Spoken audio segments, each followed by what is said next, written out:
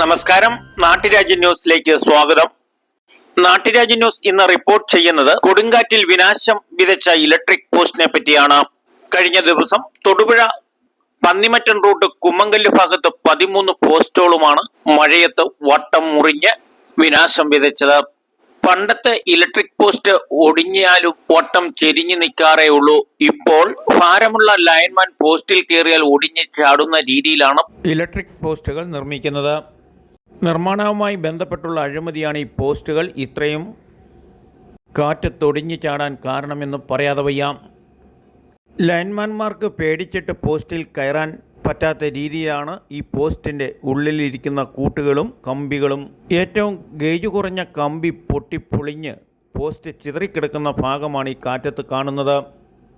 എന്നാൽ പണ്ടത്തെ electric post അഥവാ മറിഞ്ഞു പോയാലും വളഞ്ഞു നിൽക്കാറേയുള്ളൂ. വലിയ കൂടത്തിന് ദിവസങ്ങളോടും ഇടിച്ചാണ് അതിൻ്റെ കമ്പി തന്നെ എടുക്കാറുള്ളത്.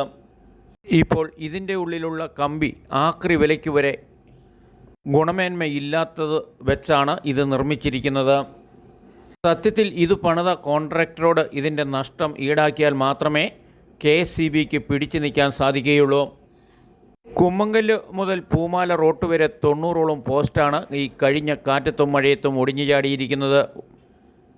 ഇതിൻ്റെ നഷ്ടവുമായി ബന്ധപ്പെട്ട അന്വേഷണത്തിൽ കൂടി കോൺട്രാക്ടറുടെ നിർമ്മാണവുമായി ബന്ധപ്പെട്ട് അന്വേഷിച്ച് നിലവാരം കുറഞ്ഞ പോസ്റ്റാണെങ്കിൽ നഷ്ടം കോൺട്രാക്ടർ വഹിക്കണം. കാറ്റത്തും മരം വീണാലും പോസ്റ്റിൻ്റെ ബലം കൊണ്ട് പോസ്റ്റ് വളയാറേയുള്ളൂ. ഇതുപോലെ ചിതറിപ്പോകാറില്ല. ഒരു സൈഡിൽ 6 മറു സൈഡിൽ 6 12 കമ്പി, ഏറ്റവും ഗേജ് കുറഞ്ഞ കമ്പി ഇട്ടാണ് ഇതിൻ്റെ നിർമ്മാണമെന്ന് പരിശോധിച്ചാൽ വ്യക്തമാകും.